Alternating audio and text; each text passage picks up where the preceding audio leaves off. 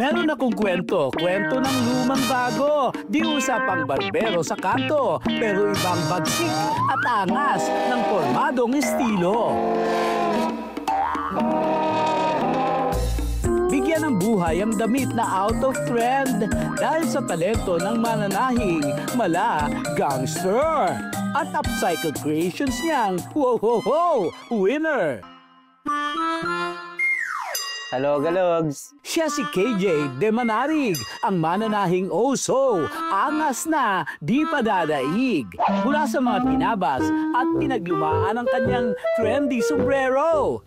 Mga damit, jacket, sapatos at maging sako. Siguro wala akong magawa, ganun.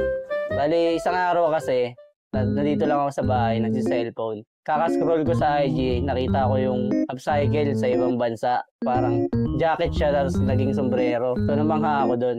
Kinabukasan nun siguro, ganun. Bumili agad ako ng makina, kahit na hindi ako marunong magtahi. Parang gusto ko lang siyang i-try. Basta pagkadating sa akin ng makina nasa harap ko, doon na lang umikot lahat ng idea ko, yung mga gusto kong gawin. Nagsimula sa trip hanggang marami na ang nanabik. Sino ba naman kasi ang di ma-hype sa kanyang mga disenyong one of a kind? Actually, yung nag-start ako, yung mga gawa ko, trip lang talaga yun. Hindi ko siya planong ibenta. Tapos isang beses may bumili sa akin. Yun, yun nangyari. Biruin mong di pala siya nagagalingan sa sarili? Ano ka ba, KJ? Ahoy, nakakalorke! Si Duby ang pasimuno. Siya nagpalakas ng loob ko talaga. Siya ang nag-push sa akin, tuloy-tuloy ko lang kasi nga meron akong future doon. May nakikita siyang skills, gano'n.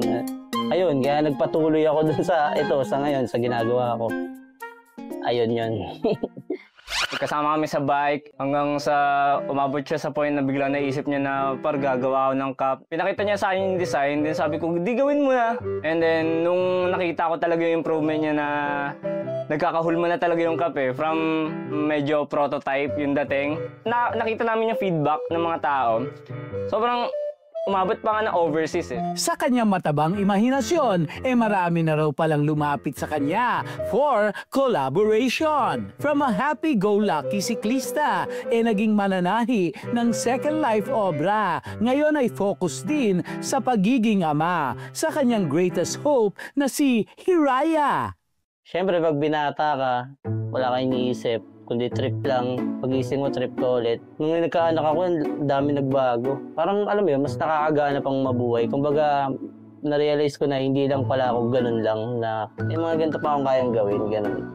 Gusto ko lang sabihin kay Hiraya ay, pag napanood mo to, sabihin mo sa classmate mo na sa TV ako ang angas ni papa mo. Astig.